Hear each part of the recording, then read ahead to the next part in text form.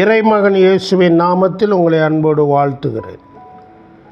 அதன் பின்பு அவரும் அவருடைய தாயாரும் அவருடைய சகோதரரும் அவருடைய சிலரும் சீசரும் கப்பர்நகூமுக்கு போய் அங்கே சில நாள் தங்கினார்கள்.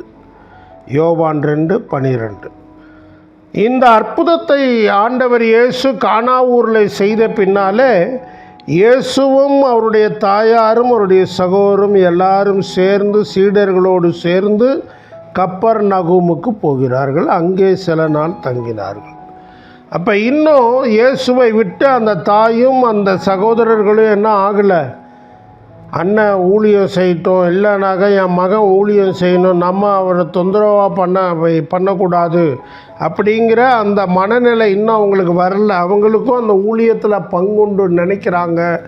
ஆனால் ஆண்டவர் தொடர்ந்து அந்த கப்பர்நகூம்ங்கிற அந்த கலிலேயா பட்டணத்தை ஒரு முக்கியமான ஊழிய மையமாக வைத்து செயல்பட்டார் என்று நாம் வேதத்தின் பல இடங்களில் பார்க்கிறோம்.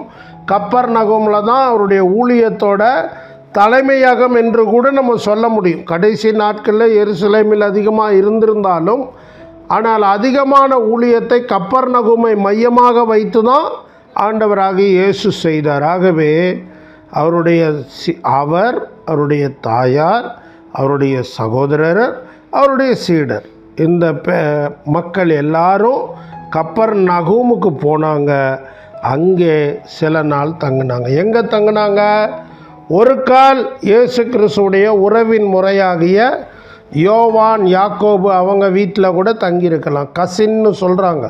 இயேசுவுக்கு கசின்க தான், கசின் பிரதர்ஸ் தான் யார்? யோவான், யாக்கோபுன்னு வேத பண்டிதர்கள் நினைக்கிறாங்க. அப்படி இருந்திருந்தா அவங்க வீடு அங்கே இருந்துச்சான்னு தெரில. ஆனால் கப்பர்நகூமில் நம்ம பிற வசனங்களில் பார்க்கும்போது பேதுருவுக்கு மாமியாரோட வீடு கப்பர்நகூமில் இருந்தது.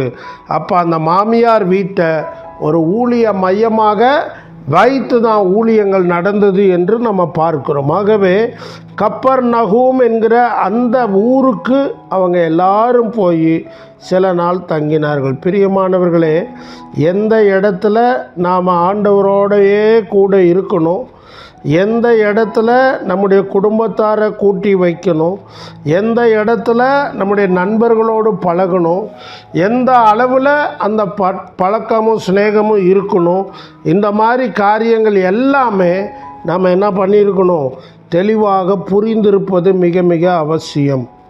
இந்த தெளிவு இயேசுடைய தாயார் சகோதரருக்கு துவக்க காலத்தில் வரலங்கிறத இந்த வசனம் சொல்லுது.